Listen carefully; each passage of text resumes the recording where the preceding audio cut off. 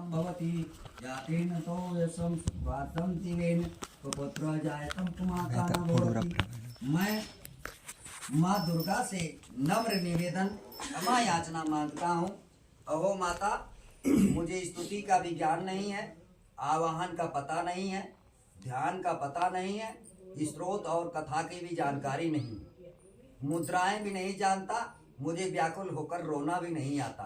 परंतु एक बात जानता हूँ, केवल तुम्हारी शरण में चलना फिरना, कलेशों को समस्त दुखों को विपत्ति से हर लेना, सबका उद्धार करने वाली कल्याणमयी माता, मैं पूजा की विधि नहीं जानता। मेरे पास धन का भी अभाव है, मैं स्वभाव से आलसी हूँ तथा मुझसे ठीक ठीक पूजा का संपादन हो भी नहीं सकता।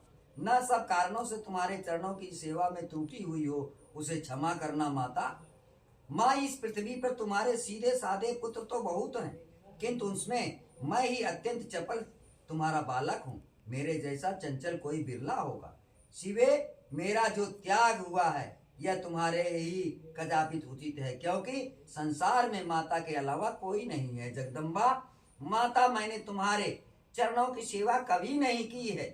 देवी, तुम्हें अधिक धन भी नहीं समर्पित कर पाया, तथापि मुझे जैसा अपराध हो, जिसने हो, सब क्षमा करना। कुपेश्वरी कुपुत्र होता है, पर माता कुमाता नहीं होती। गणेश जी को जन्म देने वाली माता पार्वती, मुझे नाना प्रकार की सेवाओं में व्यग्र रहना पड़ता, इसलिए 85 वर्ष से अधिक अवस्था बीत जाने पर मैंने देवताओं को छोड़ दिया है। अब उनकी सेवा पूजा मुझसे नहीं हो पाती, अतएव उनसे कुछ भी सहायता नहीं मिलने की आशा है। इस समय यदि तुम्हारी कृपा न हो तो मैं अविलंबित होकर किसकी शरण में जाऊं।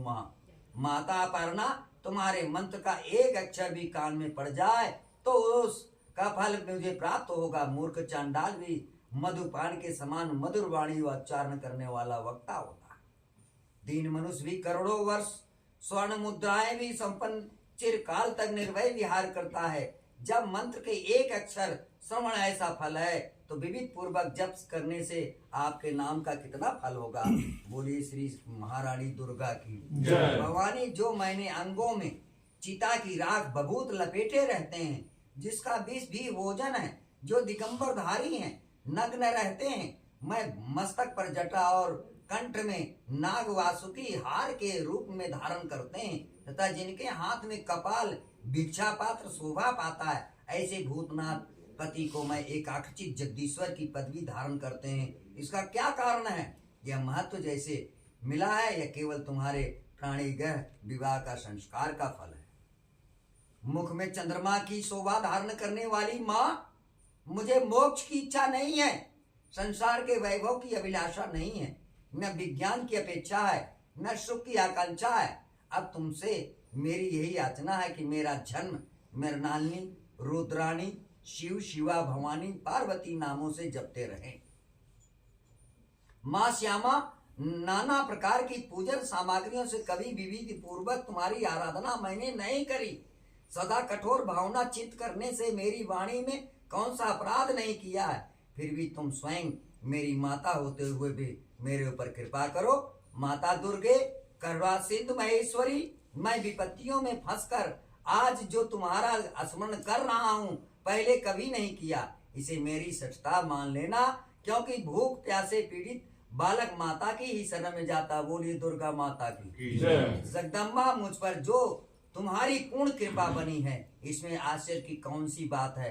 पुत्र अपराध पर अपराध क्यों न करता हो, पर माता कुमाता उपेक्षा नहीं करती। महादेव जी, मेरे समान कोई पातकी नहीं है, तुम्हारे समान कोई पाप हारनी नहीं है, ऐसा जानकर मेरी रक्षा करो। बोली दुर्गा महारानी की जय। प्रसाद चढ़ा दो पंडित जी।